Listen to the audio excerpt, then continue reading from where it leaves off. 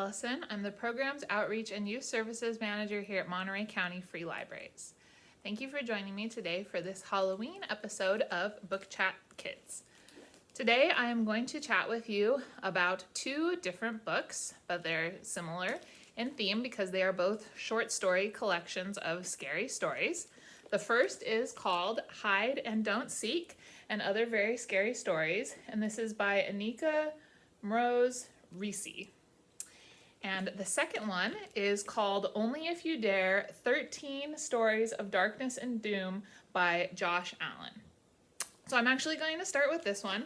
I read this one directly after I finished this one, and I'll be honest, I liked this collection a tiny bit less than I liked the other collection, which is why I'm going to talk about it first.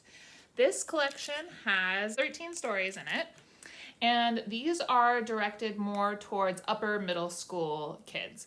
These stories feature characters who range from about 11 to 12 to 13.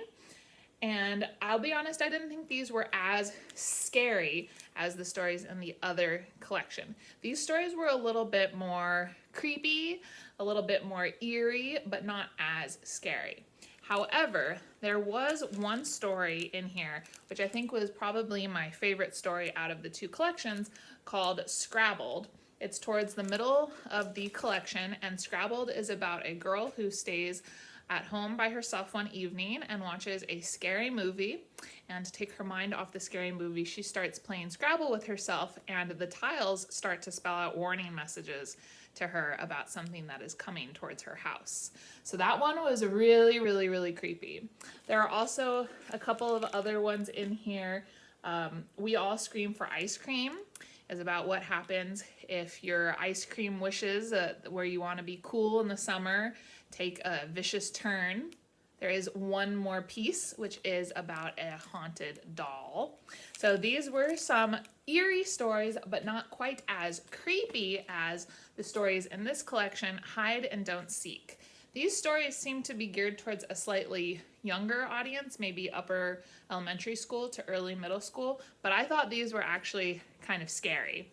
And I'm not sure if it's because I read these first and had maybe kind of numbed myself to the scary stories by the time I got to this collection. I read them back to back in 2 days, but I really loved this collection. This had 20 stories in it. And it has a couple of poems too and little rhymes. And the author plays around with different formats in this. So there's one whole story that's told through text message. There's a story that's told through the dog's point of view. Like I said, this is the story told through the dog's point of view, so it's a lot shorter sentences. There are a couple of poems in here, some rhymes, some very short stories. And they're all accompanied by a pretty creepy illustration, which this book also has some illustrations in it as well. My favorite story in this was actually the very first story, which is Hide and Don't Seek, which is about a girl who goes to hide while playing hide and seek with her brother in a cornfield, and what happens to her and her brother along the way. There's also a story that is told as a play.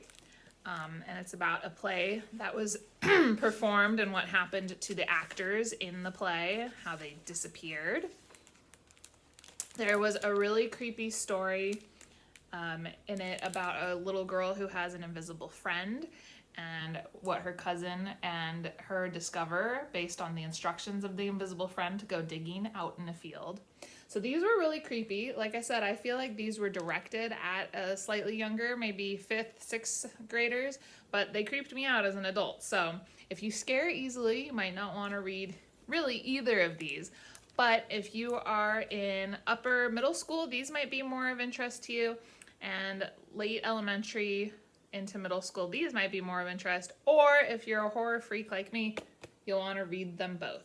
Both of these are new collections, and they are available in our catalog, so you can go onto our website, www.emcfl.org, and you can put these on hold to check them out. If you have any scary story collections that you would like to share that are your favorites, please let me know in the comments below.